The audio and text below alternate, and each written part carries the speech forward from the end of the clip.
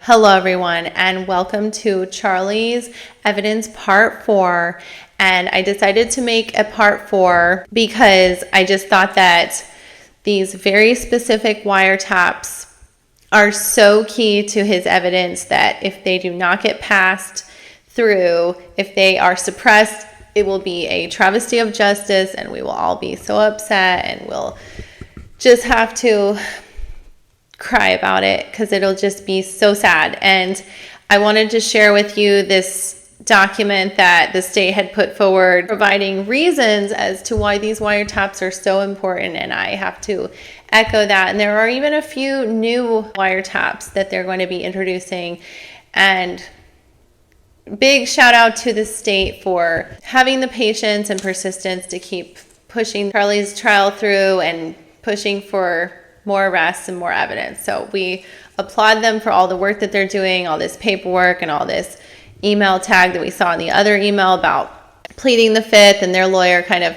playing a email tag with the state. But let's wish them luck in getting the Adelson'S to cooperate and possibly be witnesses in the trial and maybe future arrests. But I just wanted to kind of refresh your memory about Charlie's evidence in parts 1 through 3. And a lot of it has to do with Charlie's gifts to Katie, the overall general wiretaps and the bump operation and the stapled money. And then in part 2, I kind of go into some of the things that Charlie said in his deposition about, his lies and malpractice lawsuits, his paternity tests, being sued for paternity, being sued for malpractice, and also a lot of his travels and character evidence. And then into part 3, I go into some of his jail infractions in jail, which are probably about a level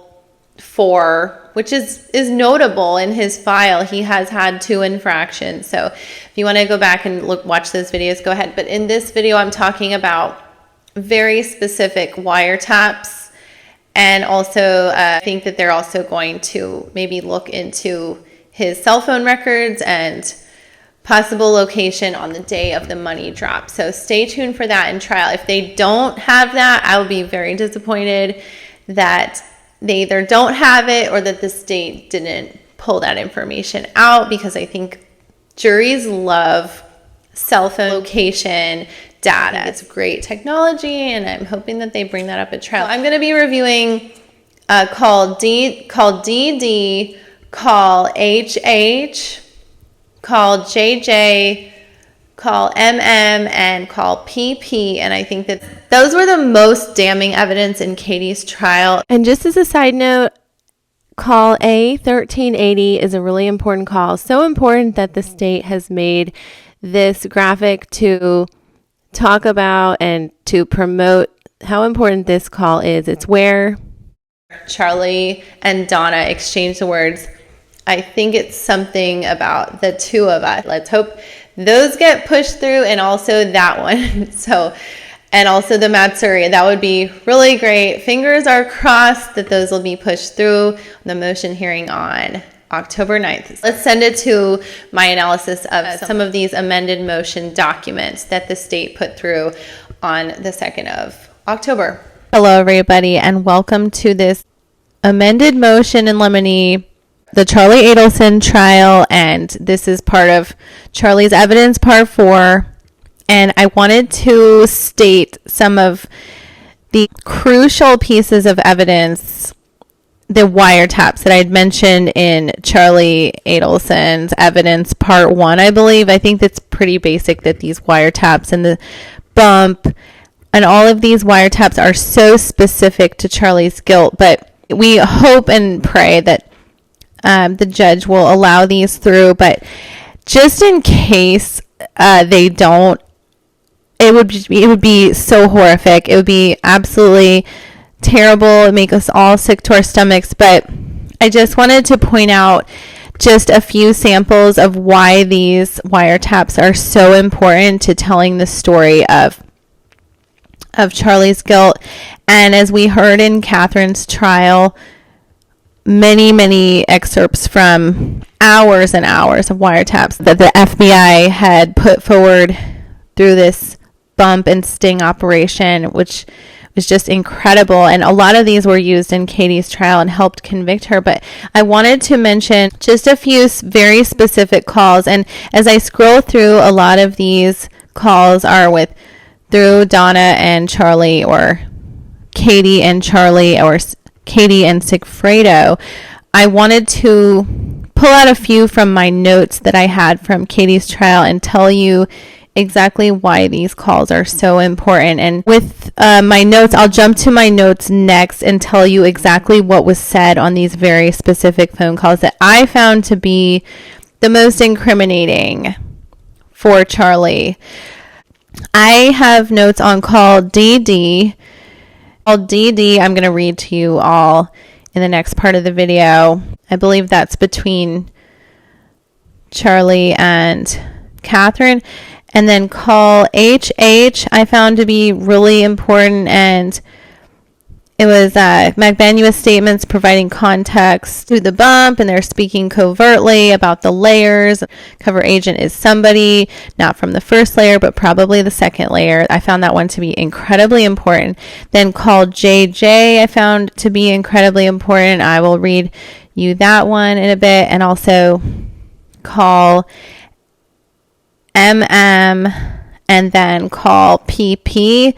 Hopefully, fingers crossed, will be admissible. Something else I found interesting from this document that the state had filed of why these wiretaps should be allowed, and let's hope and pray that they are. I think that they will. I found it very interesting. A lot of these recordings are new calls, like you see on ZZ. These are brand new.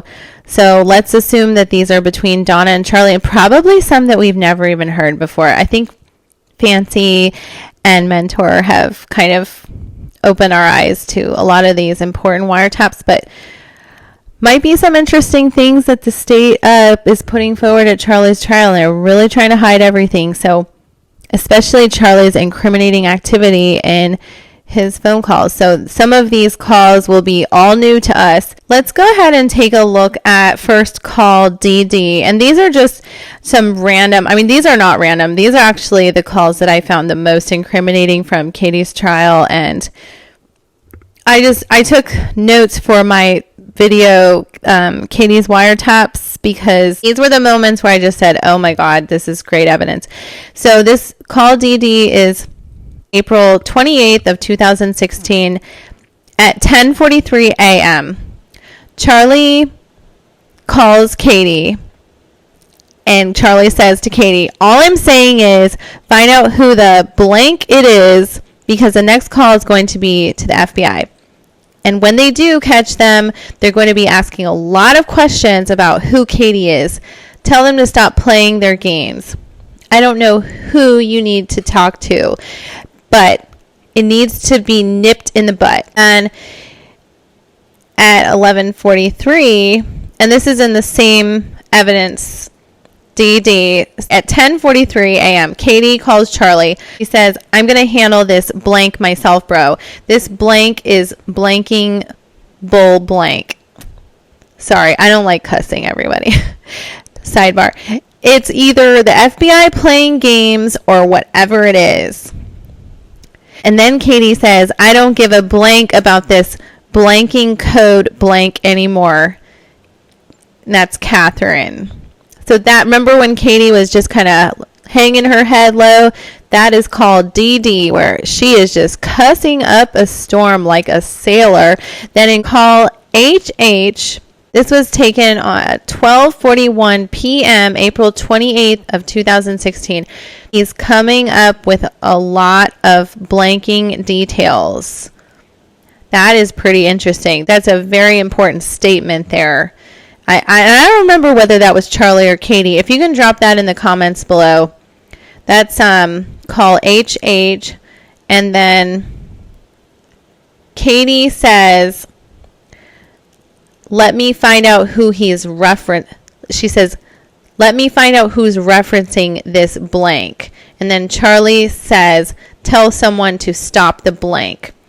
And then call JJ is at 1:22 p.m., April 28th, 2016, Katie calls Garcia and she says, they said our names. It's getting too detailed. Somebody knows for sure. And then Garcia says, yeah, Katie. Yeah. Garcia says, yeah. And then Katie says, yeah, for sure.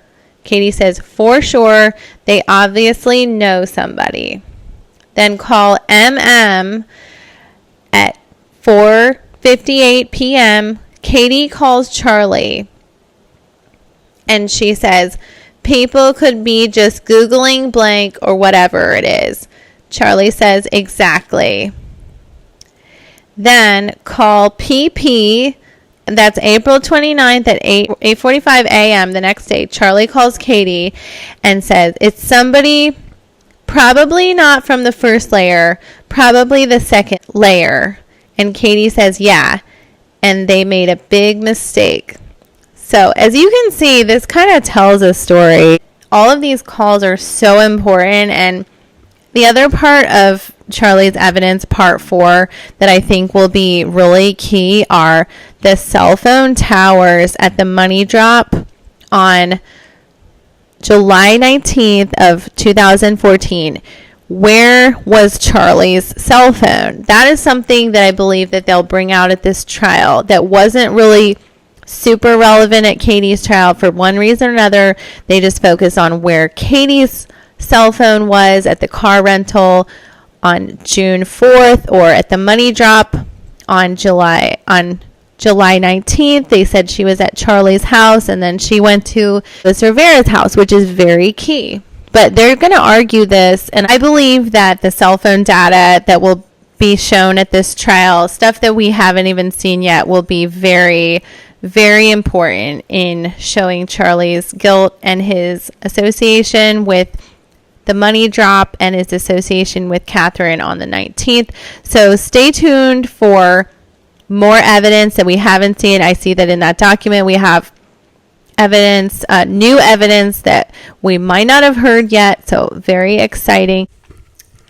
All right, everybody. Thank you so much for watching and liking and subscribing. I hope everyone is having a wonderful day and more videos to come. And I'll be talking about Charlie's motion hearing on October 9th. Look forward to that video and seeing which motions are put through or which ones need to be amended. So let's look forward to that. Thank you so much for watching, liking, and subscribing. Have a wonderful day.